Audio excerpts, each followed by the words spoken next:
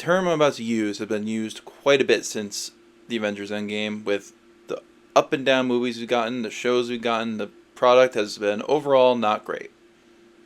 I'm very happy to tell you that after seeing Thunderbolts, ladies and gentlemen, we are so back.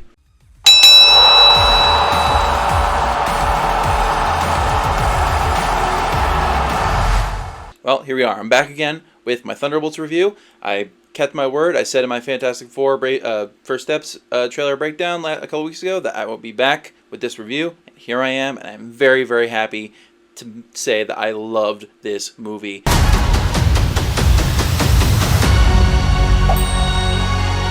And for many reasons, but most of all the fact that it feels like a movie. It feels like a movie that came out in like peak phase 3 of the MCU when we're riding high and they really couldn't miss. And this just feels like that kind of tone. It feels like the first time we saw Guardians. It feels like the characters that we are in this movie we were taken on the ride with. We lived in this world that they were going through these problems and these issues and stuff, and it just all gelled so together. This movie is so tangible. It feels like something that was actually made with like love and care, as opposed to like movies that just get shot out into the movie theaters just to hit a deadline and don't make money and are just, they look not like, they just look like they were rushed and just look like they were trying to get from A to B. And that's fine for some stories being told depending on what it is, but for this needed to be a movie. It needed to be a full movie. It needed to be somebody's correct creative vision. Director Jake Schreier, I've not seen any of his other previous work, but this made me a fan because it's such a, the style of it, the tone, everything about it, the writing, it's all so good together in this wonderful mishmash of, yeah, it's very Guardians-esque, very Suicide Squad-esque, a ragtag group of misfit heroes / villains teaming up together to stop something bigger and more powerful and scarier than any of them. We've seen it a million times before, but it's a genre I love. I mean, I love Guardians. I love the Suicide Squad. I don't like Suicide Squad, bad movie, but all three Guardians movies and the Suicide Squad walked so this movie could run. And just, what I love most about it, actually, I think, is that, like I said this with Brave New World, Captain America 4, they asked you to do a lot of homework with that. But this, you need to know some things, but also, like, if you just have seen past Endgame, like, you don't have to, remember something all the way back in Phase 1. It's kind of like how we were in early phases. Like, this movie, it paid off for people who knew, but also, like, brought new people in because of the chemistry and the fun of this team now, with, led by all these new characters, because most of the characters are brand new, like Phase 4 on, besides maybe 2 of them. I mean, Bucky's been around the longest now. He's been around since Phase 1, but still, I mean, he's never gotten his own movie. He's got his own show. He has half a show. but Yelena and the Red Guardian, and Ghost has been around since Ant-Man and the Wasp, but she's only been around since then. And John Walker from Falcon and Winter Soldier as well, and just and a few new ones. So it's like, everything about this movie just worked for me. Like, again, seeing it twice. I saw it opening night on Thursday. I saw it last night on Saturday, and I just I adore it. I'm going to go through all the reasons why I really do adore it, and it's gonna be fun because I love this movie, and it's given me the more hope than I've had for the future of the MCU in a long time. Even post Deadpool Wolverine, I love it. And because I think the thing was, because about Deadpool Wolverine, they had the benefit of like nostalgia and the fact that we've had 2 Deadpool movies before, and we've known Hugh Jackman's Wolverine for 25 years plus. This is asking your audience to go on this ride with a bunch of new heroes, a bunch of new characters that they are asking you to care about. And through that 2 hours and 7 minutes, they got me to care. If I didn't already, they definitely got me on. I'm so happy that these people are going to be in the future of the MCU, and we're going to get into more about why exactly, and it's a good reason. I love this movie. Thunderbolts rules. First, I want to shout out the performances of the movie like I always do, and it has to be said that Florence Pugh is a godsend for the MCU to have. She's one of the best actresses working today, best actors working today, even in small budget indie movies and big franchise ones like this and Dune. She's everywhere. It's really Florence Pugh's universe, and we're just all living in it. She's so great. Like, when she was introduced in Black Widow, I know we all fell in love with her immediately because she was very funny. She's very like appealing and just like fun to watch and fun to listen to. Her Russian accent's fantastic, and she played off Natasha very well, as well as the parents in that and everything like that. And then we went further in Hawkeye, she played well with Kate Bishop. She had the whole thing with Clint.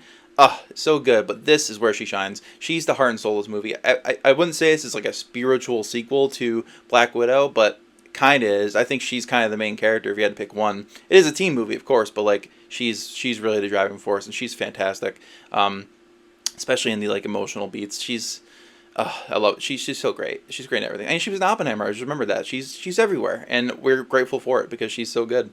But the whole team really, they all have incredible chemistry. The casting of these people have already been done in movies and shows prior, but even so, it's more hammers down the great casting by Sarah Haley Finn, I believe, at Marvel is the casting director for most of these things, and casting Wyatt Russell as John Walker in The Falcon and Winter Soldier was perfect because he is great in this. He's very funny. He can be serious when he's serious and funny when he's funny. Just like his dad. I love Kurt Russell. He's one of the greatest actors to ever live, and I hope he's following in his shoes pretty well because anything I've seen Wyatt Russell in, I've liked him in. Even the small things, like he was like the antagonist in the second Goon movie, the one about hockey, and even in that he's good. And he's in 22 Jump Street, same kind of character, but he's got so much range, and he's great as John Walker, a disgraced Captain America, if you will. So I think he's great in that. Sebastian Stan. We know Sebastian Stan. He's been around literally since Phase 1. First, I think he's one of the longest tenured MCU characters that's still around. I think besides him, it's well, if you want Cal Robert Downey Jr., I guess, but like playing the same character, I guess Rhodey's technically the only other one, or Pepper if she's still around. But even so, he deservingly so. I mean, he's kind of the we spent a lot of time with Bucky, so in this movie he doesn't get like a ton of like backstory, but we know it already. We know who he was, we know who he is, and he's just trying to do well as a congressman in this movie. But he's the glue at the center of this. He's our link to the MCU's past while also bridging us to the future. David Harbour, we all love our Hopper. Haven't seen him in 3 years because I don't know who. God knows when Stranger Things 5 is coming out. Anywho, he's great in this. He's largely the comic relief of the movie, and rightfully so. He's so funny. Most of what he does lands all the time. His chemistry with Atlanta, his back and forth with Bucky is fantastic. He's great. The driving the limo, it's so funny. Oh, this is a spoiler review. I haven't spoiled anything yet, but this is a big spoiler review. Okay, so if you haven't seen the movie and don't want to get spoiled, get out of here and go see it. Yeah, David Harbour's great. He's great in everything too. He's one of those actors that like you see him in something, he's gonna be good because he's so likable. He's David Harbour. You just know him as that. He's Hopper. He's Red Guardian. It's great. Hannah John came in as Ghost, who we've only seen in Ant-Man and the Wasp way back in 2018. Was good. She played a very like sassy kind of dickish version of herself. Like her backstory is very sad too. She's was afflicted with this illness of phasing with quantum energy or whatever, and now she can control it, but uses it as to be like a mercenary. And that's fine, whatever. But she was fun. I liked her in it. She's very funny. I'm happy she's coming back in Doomsday as well. Taskmaster gets the short end of the stick. She was the bad guy in Black Widow, right? And well, she doesn't make it out of like the first 15 minutes ish. So like Ghost kind of caps her in like the part where they're in the vault and all meet each other, and Ghost kills her pretty easily and pretty quickly, and they kind of just move on. So that's that. And that's fine. That's fine. Hey, you know what? She wasn't needed. I think they found that the other characters are far more interesting to talk about and be with and go on this adventure from. And frankly, I agree. So and then the newcomer Bob.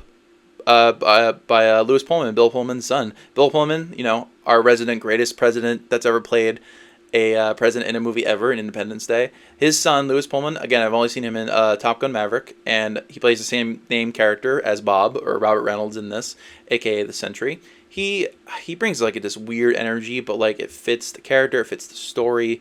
He like if Florence Pugh and Yelena are the heart of this movie, Lewis Pullman and Bob are the soul. I think they're kind of the main two puzzle pieces at the center of this movie, and they have credible chemistry. The story they tell is great, and Bob is just great. Like he plays this dopey kind of down on his luck, very depressed character, and that's something that they go into deeply in this movie is depression. I'll talk about themes later, but that's definitely one of them, and he plays it so well. And when he turns into a superpowered Superman-esque god guy, he's like questioning his motives, and the way he plays everything is kind of funny. He plays like 3 different characters because he plays also the Void, who's like the dark silhouette character you see in the trailers. That's the other side of him. It's his depression basically manifested into this superhero form that he now is because Julia Louis-Dreyfus, who plays Valentina, super long name Valentina, gave him like a super soldier serum times a million or whatever. So he's basically just Superman now at this point, or Homelander, kind of a mix of the two.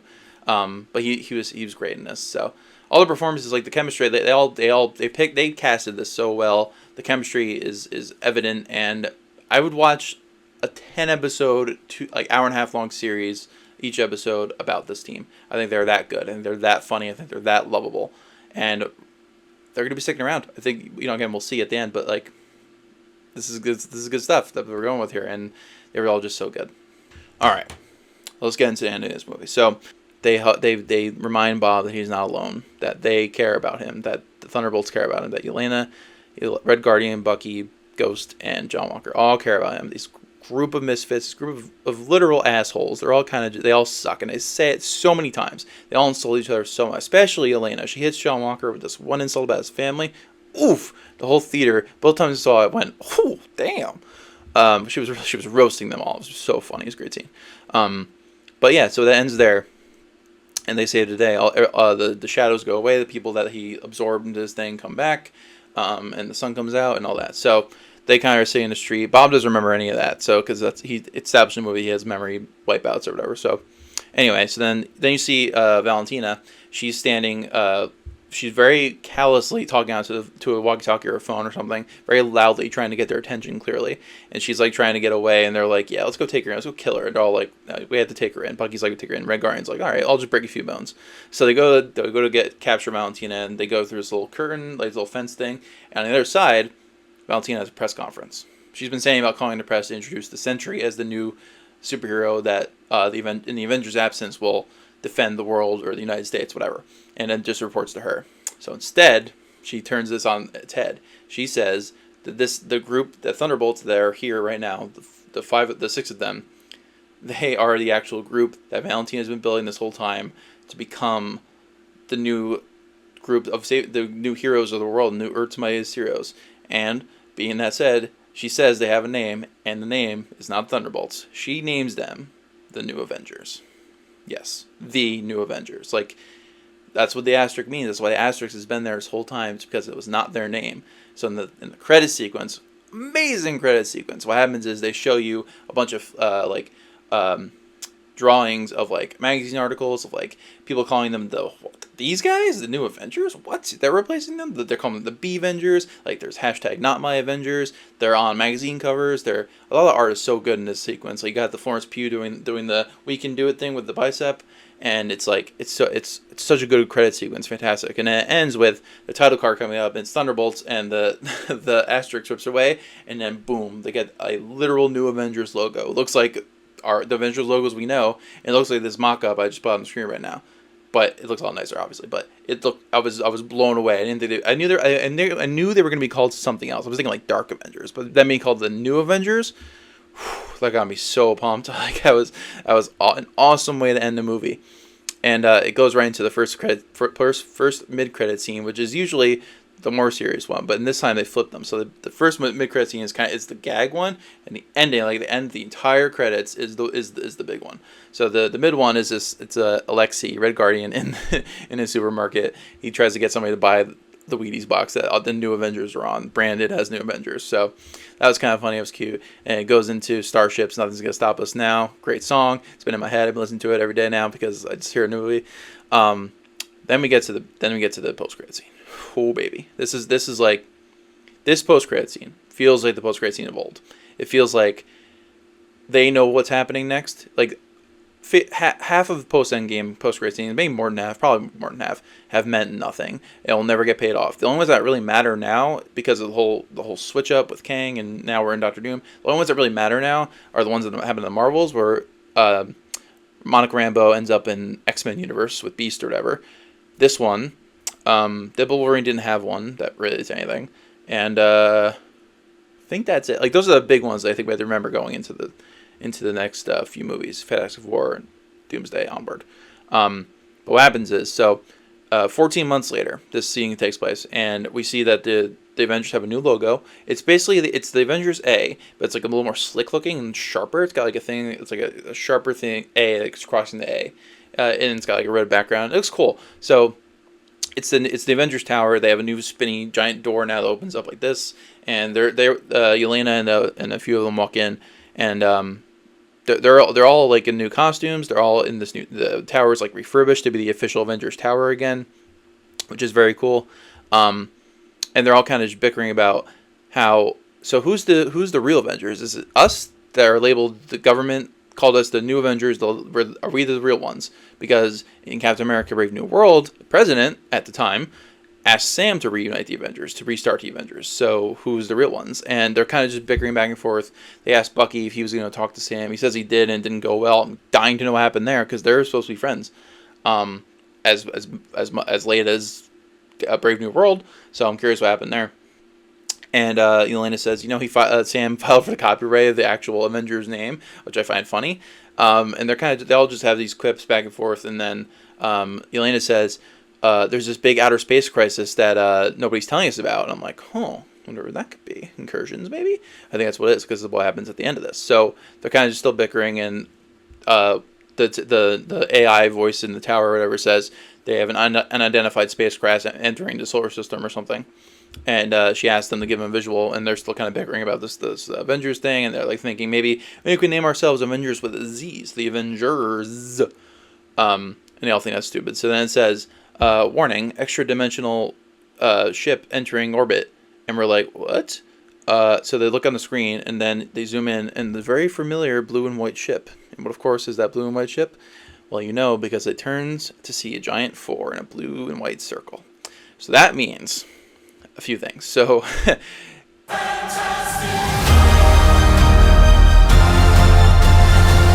did they just spoil the ending of Fantastic Four? I think it's been long theorized that the ending of Fantastic Four is gonna be the Fantastic Four fail. They can't save their world. Galactus is gonna destroy it, their universe even, and Reed has to find a way, has to make a choice: either save the world and die saving it, or let the world die and escape to a new Earth. And I think this post-credit scene shows what the answer is. So I don't know if that's again, if that's what it looks like at face value. Apparently, this scene was directed by the Russos on the Doomsday set. So that's like some Civil War type stuff with Ant-Man, right? Remember that? So I don't know. So like we'll see. It could be now. Like, is that, it could be a scene from the movie, but they just started shooting, so I don't know if that's possible, but absolutely could be. So we'll see. But so at the end of Fantastic Four, I wonder what's going to happen. Does Galactus follow them? Obviously, they're going to come here because they're all in Doomsday. So I don't know. I think it's interesting they showed us that. So I wonder if it's not what we think it is. Because why else would they spoil the end of the movie? Unless people don't think that. But like, most breakdowns I've listened to, and I think that myself. So like, I don't know.